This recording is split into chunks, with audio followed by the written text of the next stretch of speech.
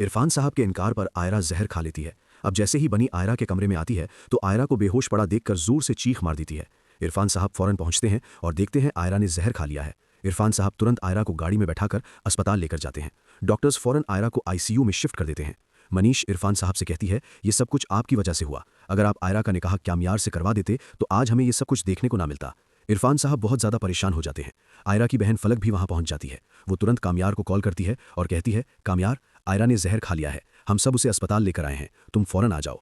ये सुनते ही कामयार एकदम हैरान हो जाता है। वो तुरंत अपने घरवालों के साथ अस्पताल पहुंचता है।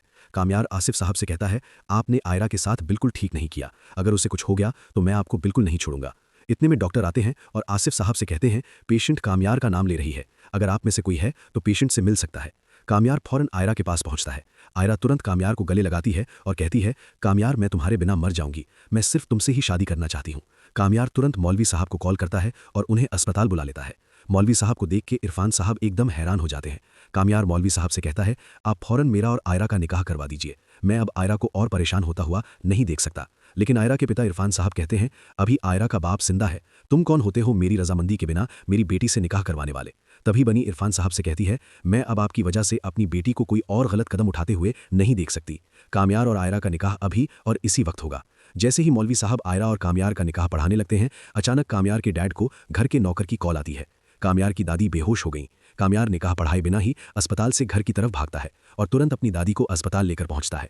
जैसे ही कामयार की दादी को होश आता है, कामयार से कहती हैं, बेटा, मैं चाहती हूं कि जाते जाते तुम्हारी और आयरा की शादी देख लूं, अब शादी में देर मत करना। कामयार अपनी दादी से कहता है, आपकी ये ख्वाहिश मैं बहुत जल्द पूरी करने जा रहा हूं। अब मेरी और आयरा की शादी में कोई भी रुकावट नहीं डाल सकता, क्योंकि आयरा ने अपनी मोहब्बत का सबूत दे दिया है। डॉक्टर्स आयरा को डिस्चार्ज कर देते हैं। इरफान साहब उसे घर ले आते हैं। आयरा कामयार से शादी करने के लिए बहुत ज़्यादा बेकरार होती है, लेकिन अचानक कामयार की दादी की तबीयत फिर बिगड़ जाती है। कामयार घबराहट में डॉक्टरों को बुलाता है। डॉक्टर्स तुरंत दादी को आईसीयू में शिफ्ट कर देते हैं और कहते हैं, अब सिर्फ दुआओं की अपील है। ये सुनकर कामयार बेहद परेशान हो जाता है। वो आयरा को कॉल करके कहता है, आयरा, दादी की तबीयत बहुत ज़्यादा खराब है, डॉक्टरों ने दुआओं के लिए कहा।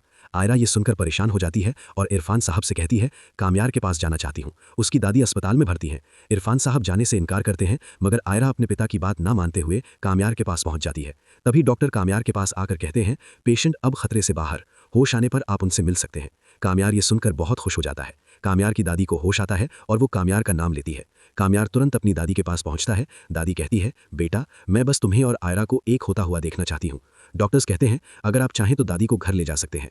कामयार और उसके घर वाले दादी को घर ले आते हैं। वो आयरा को उसके घर छोड़ आता है और कहता है, मैं तुम्हें अपनी दुल्हन के रूप में देखना चाहता हूँ। कामयार और आयरा के घर वाले शादी हॉल पहुंचते हैं। मौलवी साहब आयरा और कामयार का निकाह पढ़ाते हैं।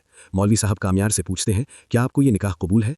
कामयार 3 बार कहता है, मुझे ये निकाह कबूल है। आयरा भी कहती है, मुझे ये निकाह कबूल है। आयरा कामयार को पाकर बेहद खुश होती है। कामयार आयरा को घर लाता है और मुंह दिखाई पर उसे डायमंड का लॉकेट गिफ्ट करता है। आयरा ये देखकर बहुत खुश हो जाती है। आयरा और कामयार रात भर प्यार भरी बातें करते हैं। अगर आपको ये रिव्यू अच्छा लगा हो तो चैनल को सब्सक्राइब कर, वीडियो को लाइक कर, कमेंट बॉक्स जरूर बताइए।